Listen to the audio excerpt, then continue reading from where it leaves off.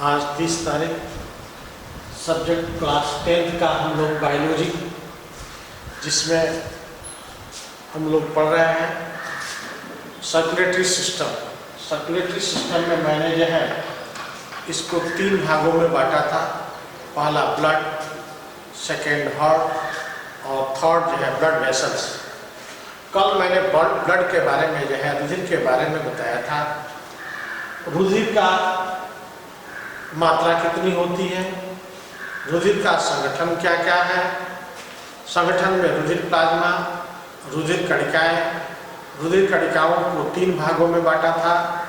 लाल रुधिर कणिकाएं, श्वेत रुधिर कणिकाएं और रुधिर प्लेटलेट्स। इन दोनों में अंतर, लाल रुधिर कणिकाएं श्वेत रुधिर कणिकाओं में अंतर बताया था। उसके बाद रुधिर का कार्य बोला था। कार्य में हमने जो है पहला बोला था गैसों का विनिमय, बस गैसों का विनिमय।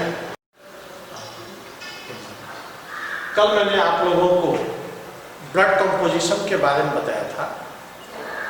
उसको हमने जो है 2 भागों में बांटा था। रुधिर प्लाज्मा, रुधिर कणिकाएं। रुधिर कणिकाओं को पुनः 3 भागों में बांटा था। RBCS अर्थात रेड ब्लड कार्सेल्स या लाल रुधिर कणिकाएं, दूसरा श्वेत रुधिर कणिकाएं, तीसरा रुधिर प्लेटलेट्स। इन तीनों के प्रत्येक भाग के बारे में हमने बोला था। उसके बाद हमने बोला था रुधिर का कार्य क्या है। तो पहला मैंने बोला था रुधिर ये गैसों का विनिमय करता है, अर्थात CO2 को फेफड़े से प्रत्येक कोशिकाओं तक ले जाता है तथा कोशिकाओं में भोजन के ऑक्सीकरण के बाद उत्पन्न CO2 की सांद्रता ज़्यादा होती है। उस CO2 को निस्तारित कर फेफड़े तक ले आने का कार्य जो है ब्लड करता है। दूसरा हमने बोला था कि भोजन के पाचन के बाद जब भोजन में संचित तरह के पोषक तत्व जो होते हैं, वो पोषक तत्व जो है पाचन क्रिया के दौरान या उपरांत जो है बन जाते हैं। उन पोषक तत्वों को अवशोषण होने के बाद ब्लड सर्कुलेशन के माध्यम से ही वह हर कोशिकाओं तक पहुंचता है। अतः पोषक पदार्थों को पहुंचाने का कार्य ये जो है ब्लड करता है। तीसरा है बहुत ऐसे अनावश्यक तरह के पदार्थ हम लोगों के शरीर में बन जाते हैं, जिसको उत्सर्जी पदार्थ कहते हैं। इन उत्सर्जी पदार्थों को शरीर से बाहर अर्थात उत्सर्जी अंगों तक ले जाने का कार्य भी करता है। जैसे ये जो है CO2 होता है, यकृत में बहुत से अमोनिया बनती है, यूरिया बनते हैं।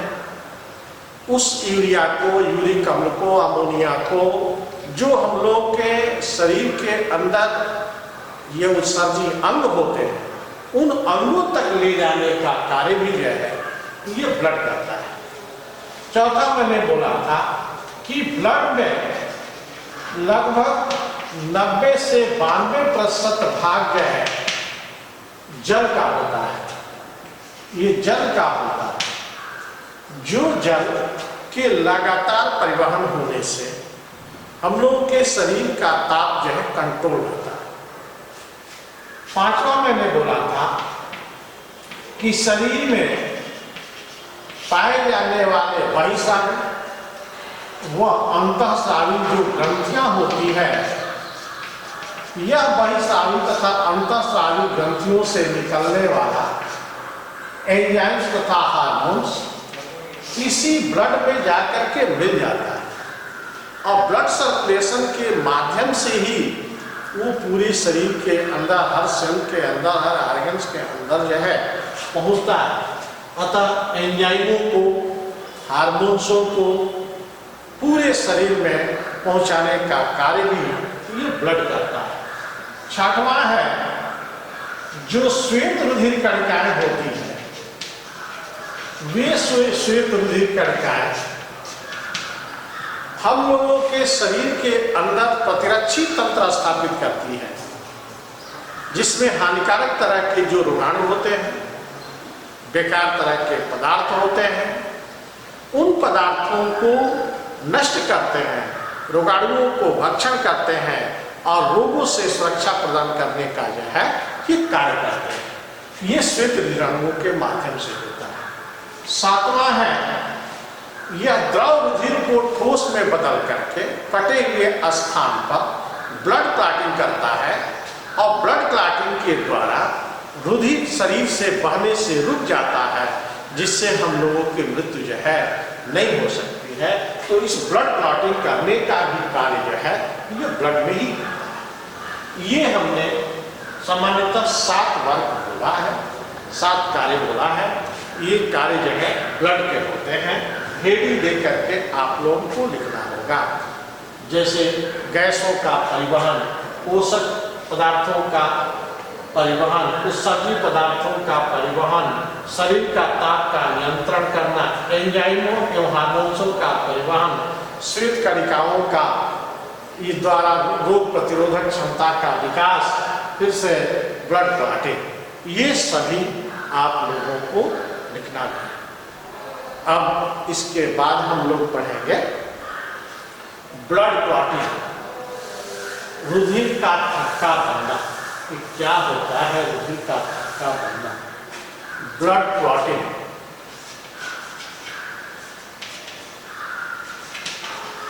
ब्लड क्लॉटिंग क्या है? रुधिर का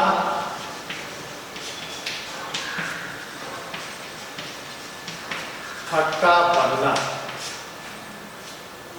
रुधिर का थक्का बनना एक जटिल भौतिक व रासायनिक प्रक्रिया होती है, जिसमें द्रव रुधिर ठोस में बदलकर रुधिर बहाव को रोकता है। ऐसे द्रव को ठोस में बदलने की प्रक्रिया को ही हम लोग रुधिर का थक्का बनना या ब्लड क्लॉटिंग कहते हैं। यह ब्लड क्लॉटिंग जो है 3 चरणों में पूरा होता है। कितने चरण में? 3 चरणों में पूरा होता है। पहला होता है प्रोथ्राम्बिनेज का निर्माण, प्रोथ्राम्बिनेज का निर्माण, प्रोथ्राम्बिनेज का निर्माण का मतलब सर्वप्रथम कटे हुए रुधिर वाहिनियों से या क्षतिग्रस्त रुधिर वाहिनियों से जैसे ही रुधिर बाहर के तरफ आता है, तो इस रुधिर के अंदर रुधिर प्लेटलेट्स होते हैं। प्लेट्स होते हैं, जो प्लेटलेट्स विघटित हो जाता है और विघटित होकर के फास्फोलिपिड तथा यह जो है फास्फोलिपिड और यह लाइकोप्रोटीन्स में विघटित हो जाता है। इस लाइकोप्रोटीन और फास्फोलिपिड के मिश्रण से यह कैल्शियम आयन और कारक तत्व 2 के द्वारा यह प्रोथ्राम्बिनेज एंजाइम का निर्माण करता है। क्या मैंने बोल दिया कि कटे हुए रुधिर वाहिनियों से निकला हुआ रुधिर जैसे ही वायु के संपर्क में आता है, तो इस वायु के संपर्क में आने पर रुधिर प्लेटलेट्स विघटित हो जाता है। किसमें? ग्लाइकोप्रोटीन्स और फास्फोलिपिड्स। इस ग्लाइकोप्रोटीन और फास्फोलिपिड का जो मिश्रण होता है, वह कारक तत्वों के माध्यम से कैल्शियम आयन की उपस्थिति में, लिख दे रहा हूं, कारक तत्व व कैल्शियम आयन की उपस्थिति से हिपेरिन के माध्यम से प्रोथ्राम्बिनेज एंजाइम का निर्माण करता है। ये प्रोथ्राम्बिनेज एंजाइम प्रथम चरण में जो है बनते हैं। प्रथम चरण क्लियर हो गया। फिर से एक बार समझ जाइए। कटे हुए रुधिर वाहिनियों से निकला हुआ रुधिर वायु के संपर्क में आने पर इस रुधिर का प्लेटलेट्स ग्लाइकोप्रोटीन व फास्फोलिपिड के रूप में विकसित हो जाए। इन दोनों के मिश्रण कैल्शियम आयन की उपस्थिति में कारक तत्व या हिपेरिन के कारक तत्वों के माध्यम से यह प्रोथाम्बिनेज एंजाइम का निर्माण करता है।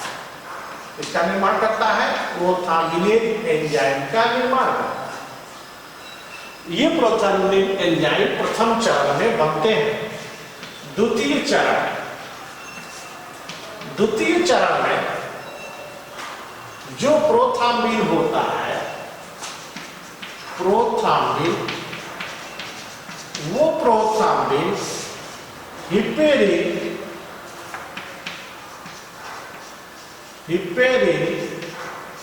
और कैल्शियम आयन की उपस्थिति में ये निष्क्रिय तरह के प्रोथाम्बिन थ्राम्बिन में जो है बदल जाता है, जो द्वितीय चरण की प्रक्रिया के अंदर होती है। क्या बोला मैंने? ये प्रोथाम्बिन जो निष्क्रिय होती है, इसको हम लिख दे रहा हूं, निष्क्रिय होती है, वह ब्लड के अंदर की हिपेरिन के माध्यम से कैल्शियम आयन की उपस्थिति में सक्रिय थ्राम्बिन में जो है बदल जाता है। यह सक्रिय थ्राम्बिन गोल गोल ब्लड कणिकाओं का रूप होता है। यह द्वितीय चरण के अंदर पूरा होता है। तृतीय चरण में यहां पर फाइब्रिनोजन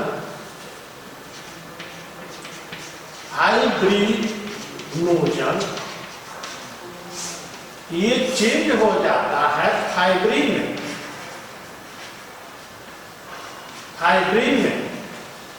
फाइब्रिनोजन इस चरण के अंतर्गत इसके बहुत से एक इकाइयों का बहुलीकरण होता है और उस बहुलीकरण से यह लंबे रेशेदार तरह के फाइबर जैसे फाइब्रिन का निर्माण, जो फाइब्रिन कटे हुए स्थान पर आपस में उलझ जाते हैं, आपस में एक जकड़ जाते हैं और इस जकड़न के बीच RBCS, WBCS के जो कण होते हैं वह कण उलझ जाते हैं और उलझ करके इस द्रव रुधिर को ठोस में बदल देते हैं, जो वहां पर रुधिर बहाव को रोक देते हैं।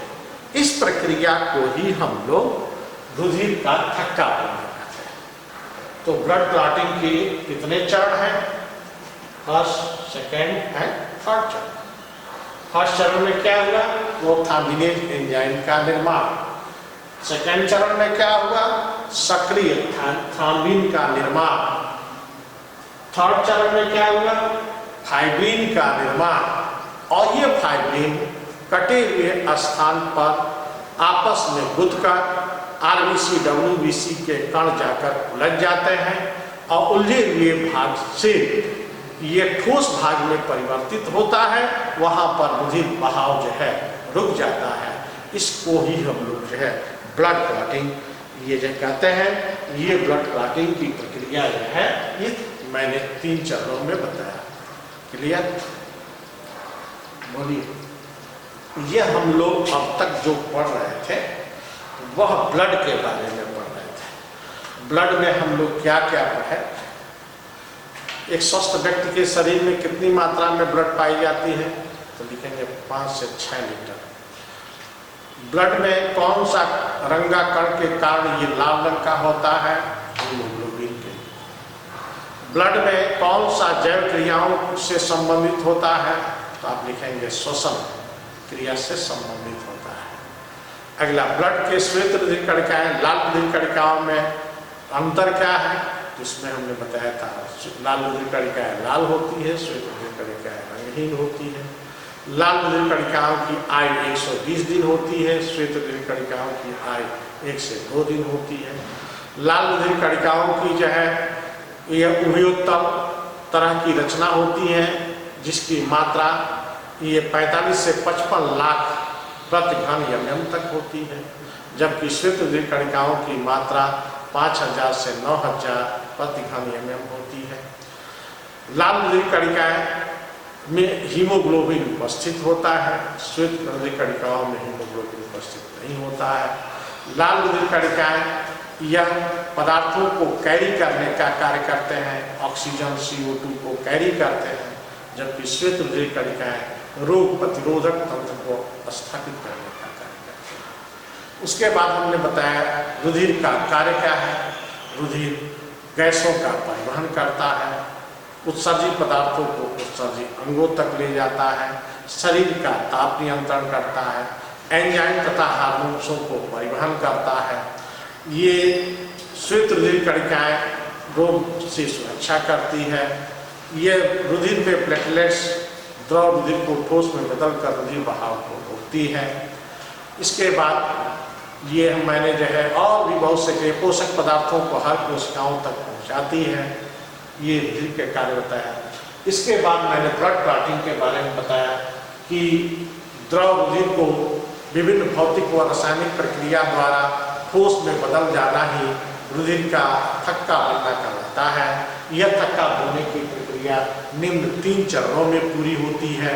पहला, प्रथम चरण में प्रोथाम्बिनेज एंजाइम का निर्माण। इसमें हमने बोला कि कटे हुए रुधिर वाहिनियों से निकला हुआ रुधिर वायु के संपर्क में आने पर प्लेटलेट्स जो होते हैं, ग्लाइकोप्रोटीन्स तथा फास्फोलिपिड में टूट जाते हैं और इनके मिश्रण जो है कैल्शियम आयन कारक तत्वों के माध्यम से यह प्रोथाम्बिनेज एंजाइम का निर्माण करता है। दूसरा हमने बोला द्वितीय चरण में थ्रोम्बिन का निर्माण, प्रोथाम्बिन से थ्रोम्बिन का निर्माण। ये प्रोथाम्बिन जो है अब निष्क्रिय तरह के रुधिर कण होते हैं जो हिपेरिन और कैल्शियम आयन की उपस्थिति के कारण सक्रिय थ्रोम्बिन में बदल जाते हैं। ये सक्रिय थ्रोम्बिन जो है गोल गोल तरह की रुधिर कणिकाएं होती हैं, जो रुधिर कणिकाएं गोलाकार आकार के कण के रूप में बन जाती है। तृतीय चरण में हमने बोला फाइब्रिनोजन से फाइब्रिन का निर्माण। ये गोल रुधिर कणिकाएं लंबे रेशे के रूप में बदलने लगती है और रेशे में बदल करके इनके बहुलीकरण से जो है बहुत से फाइबर्स जो है बन जाते हैं। फाइबर्स जो है कटे हुए स्थान पर आपस में गुंथ जाते हैं, जिसमें RBC WBC के कण जा करके उलझ जाते हैं और उस जगह को ठोस बदल देते हैं, जहाँ से रुधिर का बहाव जो है रुक जाता है। ये हमने आप लोगों को ये बताया। अब रुधिर से संबंधित जितने जो है भाग हैं वो सब हमने पढ़ाया। अब इसके बाद हम लोग पढ़ेंगे हार्ट, हृदय क्या है, क्योंकि परिवहन तंत्र का ये केंद्र बिंदु है। इसके बारे में पढ़ना है और परीक्षा में भी ये पूछा जाएगा। हार्ट के हृदय के बारे में। हृदय क्या है? हृदय की बाह्य संरचना, आंतरिक संरचना,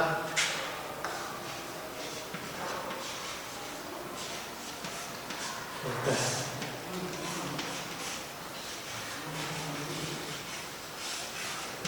हार्ट।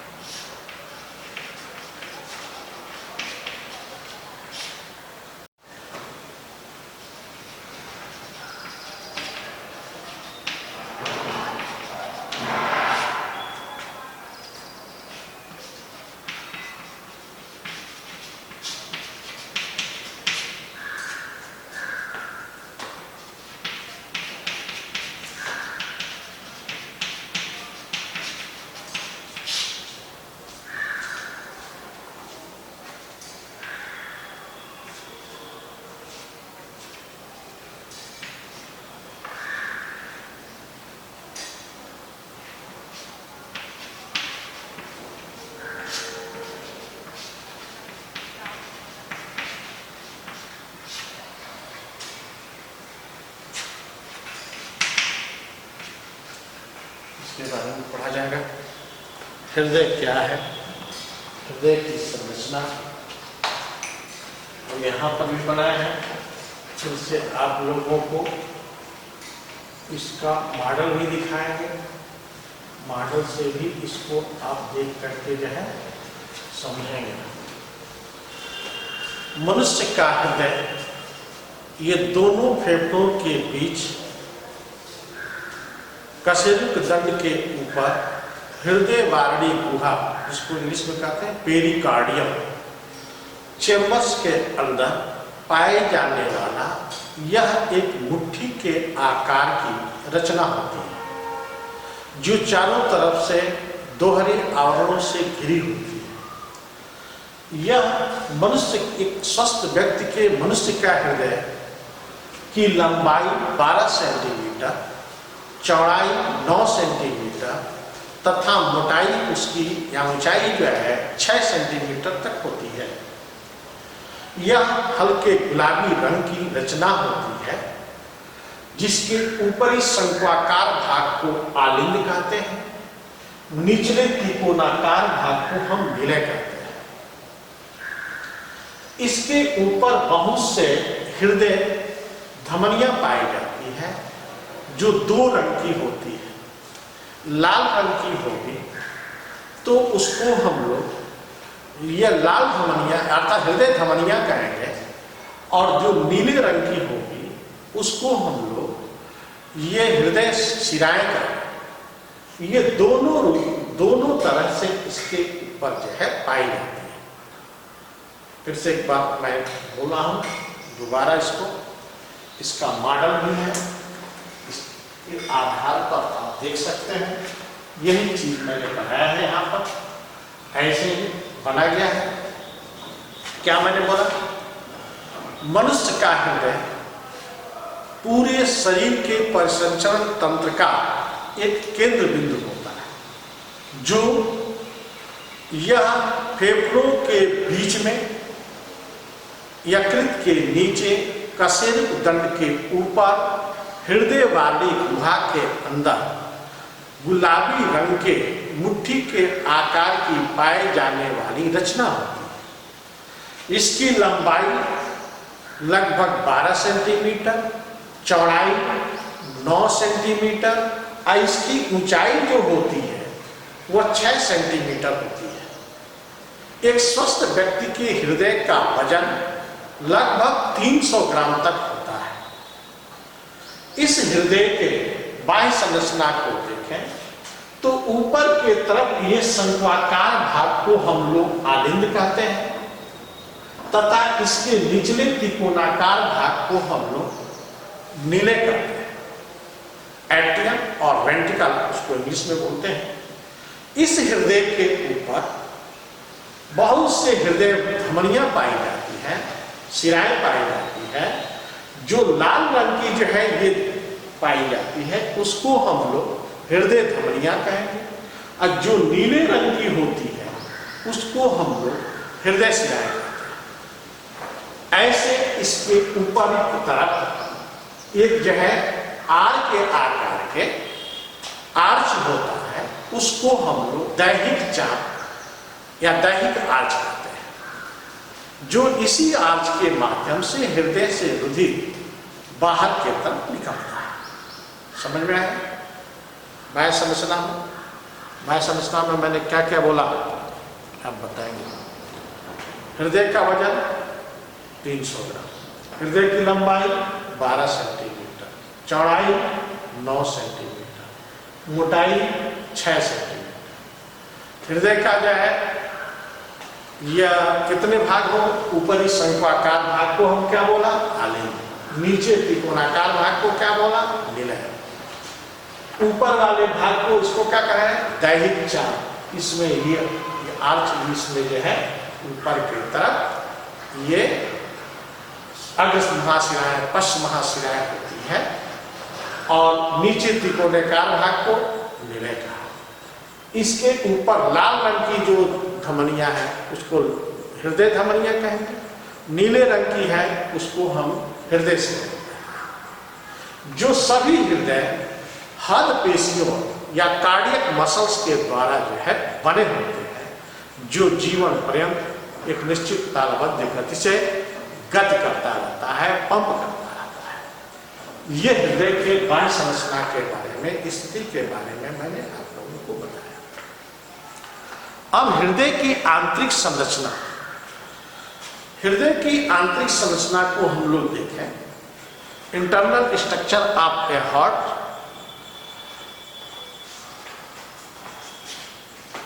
बाह्य संरचना का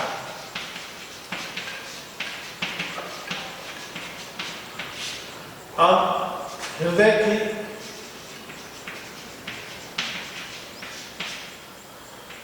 पहला था, दूसरा है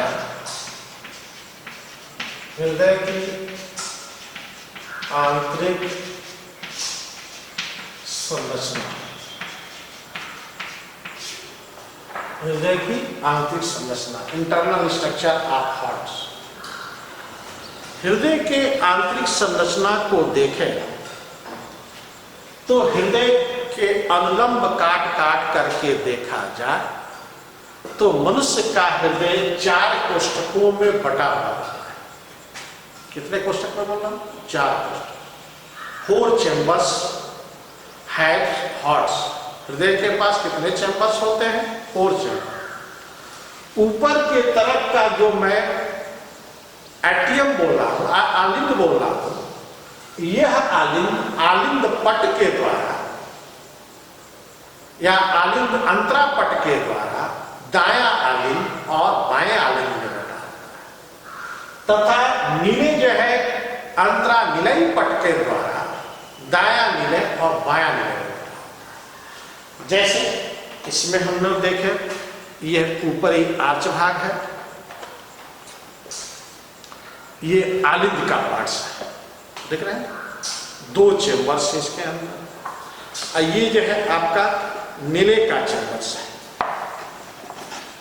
ये नीले का चैम्बर्स। ऊपर 2 आलिंद, किससे? अंतरा आलिंद पट के द्वारा। नीचे के तरफ निलय जो त्रिकोणाकार है ये है, वो जो है अंतरा निलय पट के द्वारा ये 2 चैम्बर्स होते हैं। कितने चैम्बर हो गए? 4 चैम्बर। कौन कौन? दायालिंद, बायालिंद, दाया निलय और बाया निलय। इन चैम्बरों में सबसे बड़ा ये जो है बाया आलिंद होता है। कौन सा होता है? बाया आलिंद सबसे बड़ा चैम्बर होता है। ध्यान दीजिए, इससे पूछा था, बोर्ड में पूछा था, कौन सा हृदय का कोष्ठक सबसे बड़ा होता है? आप लिखेंगे बाया आलिंद का चैम्बर्स जो होते हैं ये सबसे बड़े होते हैं। इसके एक एक के बारे में हम लोग पढ़ेंगे। इस हृदय को हमने कितने चैम्बर बांटा? 4 चैम्बर्स। दाया आलिंद, बाया आलिंद, दाया निलय, बाया निलय। दाया आलिंद में जो है यह आपका आंतरिक संरचना को देखा जाए तो इस आंतरिक रचना के अंदर में निम्न रचना पाई जाती है। पहला होता है यह यस ए नोड। क्या होगा? यस ए नोड। हम लोग पढ़ रहे थे हृदय की आंतरिक संरचना। हृदय का अनुलंब काट काट करके देखा जाए तो हृदय 4 कोष्ठकों में बटा हुआ दिखाई देता है, जिसमें अंतरा आलिंद पट के द्वारा ऊपर के तरफ आलिंद, दाया आलिंद और बाएं आलिंद में बटा होता है, जबकि नीचे के तरफ अंतरा निलय पट के द्वारा निलय, दाया निलय और बाया निलय में बटा होता है। दोनों अपने अपने तरफ के आलिंद और निलय एक दूसरे से संबंधित होते हैं, जुड़े होते हैं और इनमें एक दूसरे के साथ रुधिर का प्रवाह भी होता है। इस तरह से हृदय की हम आंतरिक संरचना को देखें तो इसमें निम्न प्रकार के भाग पाए जाते हैं। पहला आलिंद निलय। आलिंद निलय के बारे में जैसे मैं बोल रहा था कि अनुलंब काट काट काट कर देखने के बाद आलिंद, दायालिंद, बायालिंद में, निलय, दाया निलय, बाया निलय में बटा होता है। दूसरा होता है फोसा ओवैलिस। दाएं आलिंद के नीचे यह अंतरा पट के दीवार के पास एक गोलाकार अंडाकार आकार की रचना होती है, जिसको हम फोसा ओवैलिस कहते हैं। यह भ्रूणी परिवर्तन के दौरान समय इसको फोरामेन कहते हैं। ये फोरामेन छिद्र होता है। तीसरा होता है महाशिराएं। महाशिराएं ये दाएं आलिंद के ऊपर के तरफ अग्र महाशिराएं एक छिद्र के द्वारा आलिंद में खुलती है। पीछे के तरफ पश्च महाशिराएं एक छिद्र के द्वारा दाएं आलिंद में खुलती है। इसी को हम लोग महाशिराएं कहते हैं, जो 2 होती है, अग्र महाशिराएं और पश्च महाशिराएं। इसके बाद आता है चौथा कारोनरी साइनस। ये कारोनरी साइनस। कारोनरी साइनस अंतरापट्टी पट के पास समीप जो है हृदय की दीवारों के अंदर ये कोरोना साइनस का एक छोटा सा छिद्र होता है। यह छिद्र जो है कोरोनी कहलाती है, उसी को कोरोनरी साइनस जो है बोलते हैं। पांचवा होता है पेसमेकर। इस दाएं आलिंद में एक सेमीलुनर या अर्धचंद्राकार आकार की एक रचना होती है, जिस रचना के द्वारा ही हृदय में वेव उत्पन्न होते हैं, जिसके कारण ही हृदय प्राकुंचन एवं अनुशीतलन या हार्ट बीट जो है प्रारंभ होता है। इसलिए इस भाग को हम हृदय का हृदय पेसमेकर कहते हैं। यदि किसी व्यक्ति का ये खराब भी हो जाता है तो आर्टिफिशियल माध्यम से हम लोग पेसमेकर लगाते हैं और लगा करके हार्ट बीट को जो है प्रारंभ कर सकते हैं। इस तरह से खर्चीला तो होता है, लेकिन इस पेसमेकर को जो है हम हार्ट बीट को बढ़ा सकते हैं, घटा सकते हैं, जो दाएं आलिंद में अर्ध महाशिरा के नीचे अर्धचंद्राकार आकार की रचना पाई जाती है। कुछ उभरी होती है। इस उभरी हुई संरचना से एक प्रकार के तरंगें उत्पन्न होती है, वेव उत्पन्न होते हैं। वो वेव यह हृदय को स्पंदन क्रिया सिस्टम और डायसिस्टल को संचालन करने का कार्य करते हैं। यदि खराब हो जाए तो ये कृत्रिम रूप से भी इसको संचालित करने के लिए मशीन जो है बनाई गई। अगला है छठवां हम लोगों का पुप्सीय महाधमनी कांड। पुप्सीय महाधमनी बाएं आलिंद देख रहे हैं आप लोग। इस बाएं आलिंद में एक के ऊपर एक पुप्सीय धमनी और सिराएं पाई जाती है। यह पुप्सीय धमनी और सिराएं में पुप्सीय सिरा हृदय से पुप्सीय महाधमनी हृदय से जो है यह अशुद्ध रुधिर को महाधमनी हृदय से अशुद्ध रुधिर को यह फेफड़े तक ले जाता है, जहां फेफड़े में ऑक्सीडाइज होता है, ऑक्सीकृत होता है, अर्थात वहां पर ऑक्सीजन के साथ मिलता है और पुनः जब शुद्ध हो जाता है तो फेफड़े से शुद्ध होने के बाद ऑक्सीकृत तरह के ब्लड जो होते हैं वह पुप्सीय महाशिरा के द्वारा, देख रहे हैं नीचे पुप्सीय महाशिरा है नीचे की तरफ, इस शिरा के द्वारा वो बाएं आलिंद में आता है। इस तरह से यहां से जो निकली हुई भाग होती है वो बॉडी कंडीशन में इनका जो है ग्रोथ जो है कुछ अलग से होता है और उसको हम लोग स्नायु या आर्टियोरम कहते हैं, स्नायु या आर्टियोरम बोलते हैं। लेकिन परिपक्व स्थिति में यह स्पष्ट एक के ऊपर एक सदी रहती है और सद करके यह एक अशुद्ध रुधिर को फेफड़े तक ले जाने वाली यह अपवाद है अपने आप में, जिसको पुप्सीय महाधमनी कहते हैं, जिसमें अशुद्ध रुधिर बहता है। अब पुप्सीय शिरा जो फेफड़े से शुद्ध रुधिर को बाएं आलिंद में लाने का कार्य करती है, ये जो है बाएं आलिंद में ही स्थित होती है, जो दोनों एक दूसरे के अपवाद हैं। इसमें अशुद्ध रुधिर शिरा को बहना चाहिए तो उसमें जो है शुद्ध रुधिर बहता है, और जहाँ धमनी में शुद्ध रुधिर बहना चाहिए वहाँ पर जो है पुप्सीय महाधमनी में जो है अशुद्ध रुधिर बहता है।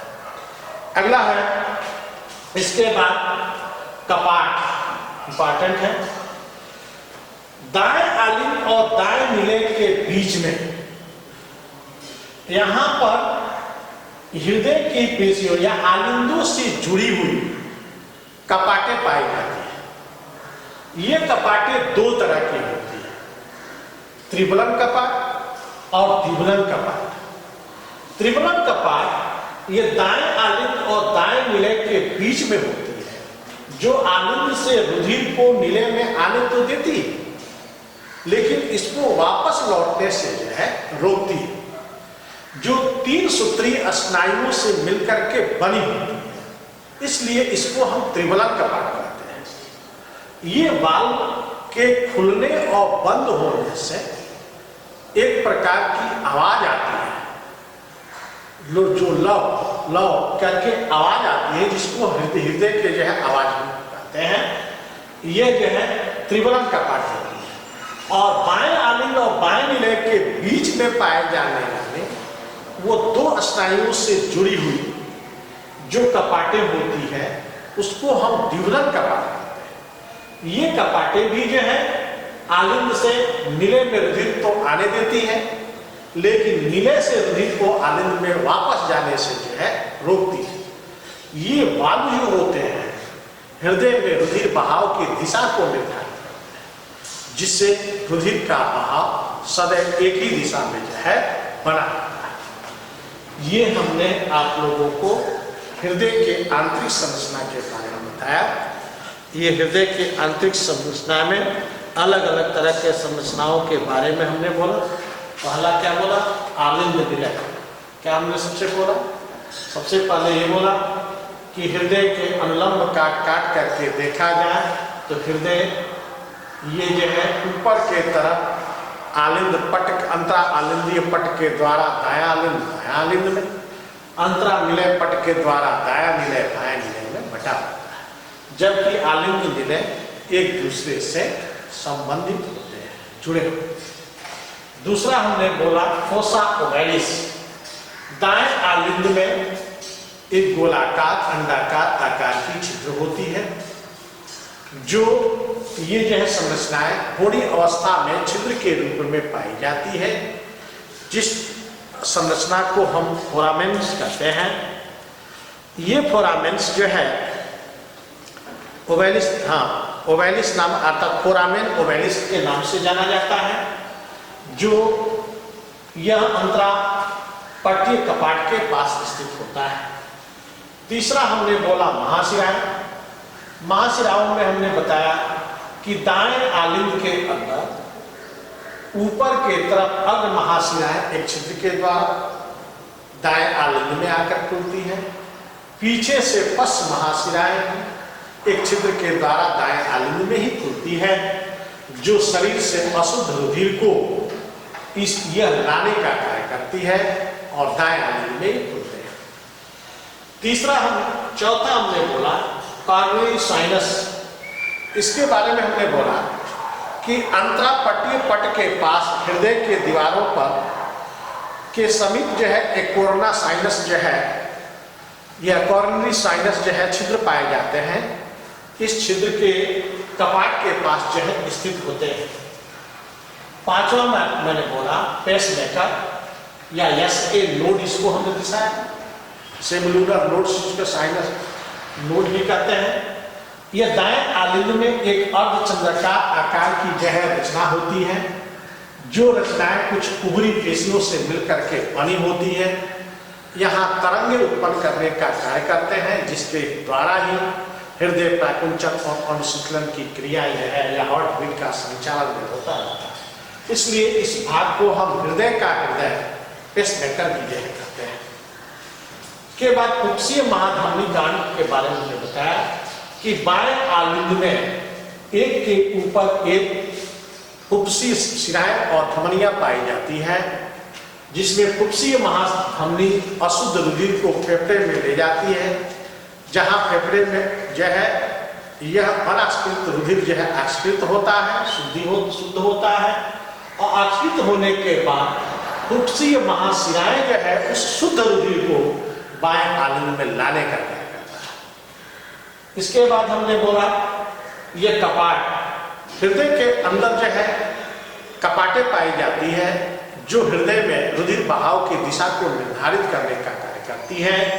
ये कपाटें दो तरह की होती हैं, एक त्रिबलन कपाट और दूसरा द्विबलन कपाट। त्रिबलन कपाट ये दाएं आलिंद और दाएं निलय के बीच में पाए जाने वाले, जैसे इस संरचना में हम स्पष्ट दिखा रहे हैं, ये दाएं आलिंद और दाएं निलय के बीच में पाए जाने वाले ये रेशा युक्त रचना आपको दिखाया जा रहा है। यहाँ पर ये त्रिबलन कपाट होती है और इसमें केवल दो बलन कपाट जो है पाया गया है।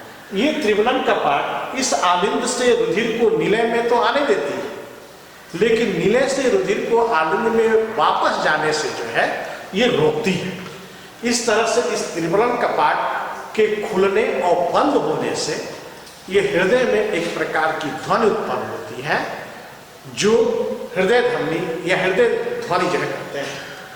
जबकि यही जो है यहाँ पर द्विबलन कपाट दिख रहा है, दो ही है बलन, यहाँ त्रिबलन है, यहाँ दो बलन कपाट जो है बाएं आलिंग और बाएं निलय के बीच में पाई जाती है, जो इस आलिंग से बाएं आलिंग से बाएं निलय में रुधिर को आने तो देती है, जबकि वापस जाने से जो है ये रोकती है।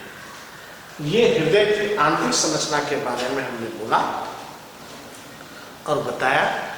अब आपको चित्र चुकी बनाए हैं तो इसके अंदर जो है रुधिर प्रवाह के बारे में भी मैं बता दे रहा हूँ कि हृदय में रुधिर का प्रवाह जो है कैसे होता रहता है, क्यों इसको दोहरा रक्त परिसंचरण के नाम से जाना जाता है मनुष्य के हृदय का, ये मैंने आप लोगों को बताऊंगा। दोहरा रक्त परिसंचरण मनुष्य के शरीर में सर्वप्रथम शरीर के विभिन्न भागों से अशुद्ध रुधिर अग्र महाशिरा से पश्च महाशिरा से दाएं आलिंग में आता है। इसमें आता है दाएं आलिंग। दाएं आलिंग से ये रुधिर जो है त्रिवर्ण कपाट से होते हुए दाएं निलय में जाता है। दाएं निलय में से यहाँ से अंदर के तरफ ये वाहिनी होती है, जिसको कुप्सीय महाधमनी कहते हैं, नीचे की तरफ से निकली रहती है। इस वाहिनी से रुधिर जो है ये कुप्सीय महाशिरा धमनी के द्वारा अशुद्ध रुधिर फेफड़े को जाता है। फेफड़े से जो है शुद्ध होकर के वह शुद्ध रुधिर यह कुप्सीय महाशिरा के द्वारा बाएं आलिंग में जाती है। बाएं आलिंग से बाएं निलय में जाती है और बाएं निलय से यहाँ से ये सोमैटिक आर्च या दैहिक चाप के द्वारा ये मध्य से हृदय के ये शरीर से बाहर के तरफ, हृदय से बाहर के तरफ रुधिर बाहर जाता है। इस तरह से ये रुधिर का चक्रण होता है। इस चक्रण में हम स्पष्ट देखते हैं कि हृदय के दाएं तरफ दाएं आलिंग और दाएं निलय अशुद्ध रुधिर और बाएं आलिंग और बाएं निलय में शुद्ध रुधिर प्योर ब्लड का फ्लो होता है, प्रवाह होता है, जो कहीं पर एक दूसरे से मिलता नहीं है। ऐसे के साथ इस हृदय में दो बार रुधिर आता है, एक अशुद्ध रुधिर अग्र महाशिरा पश्च महाशिरा से और ये शुद्ध होकर के फेफड़े से पुनः हृदय में आता है। इस कारण इसको हम दोहरा रक्त परिसंचरण से महत्व यह है कि हृदय में कहीं पर भी अशुद्ध रुधिर शुद्ध रुधिर के साथ कहीं मिलता नहीं, दोनों एक दूसरे से सेपरेट रखते हैं, अलग। तो सब रुधिर का बहाव क्या है? हृदय में रुधिर अग्र महाशिरा तथा पश्च महाशिरा से शरीर के विभिन्न भागों से अशुद्ध रुधिर दाएं आलिंग में आता है, दाएं आलिंग से दाएं निलय में जाता है, दाएं निलय से कुप्सीय महाधमनी के द्वारा अशुद्ध रुधिर फेफड़े में जाता है, फेफड़े में शुद्ध होकर के कुप्सीय महाशिरा से होते हुए बाएं आलिंग में आता है, बाएं आलिंग से बाएं निलय में बाएं निलय से ये जो है दैहिक चाप के द्वारा हृदय से ये रुधिर बाहर की तरफ निकलता है, जिसमें कुल रुधिर का 16% भाग मस्तिष्क में, 14% भाग जो है भुजाओं में, सबसे अधिक आहार नाल के अंदर रुधिर जो है हृदय से जाता है। इसके अंदर ये रुधिर के प्रवाह में ये अनएक्सक्रीट अर्थात जो अशुद्ध रुधिर बाएं आलिंग बाएं निलय के तरफ, शुद्ध रुधिर अशुद्ध रुधिर बाएं आलिंग दाएं आलिंग और दाएं निलय के तरफ, अशुद्ध रुधिर बाएं आलिंग बाएं निलय के तरफ मिलता है। इसलिए इसको हम दोहरा रक्त परिसंचरण जो है कहते हैं। ये दोहरा रक्त परिसंचरण से ये लाभ है कि अशुद्ध रुधिर शुद्ध रुधिर से कहीं मिलता जो है नहीं है। ये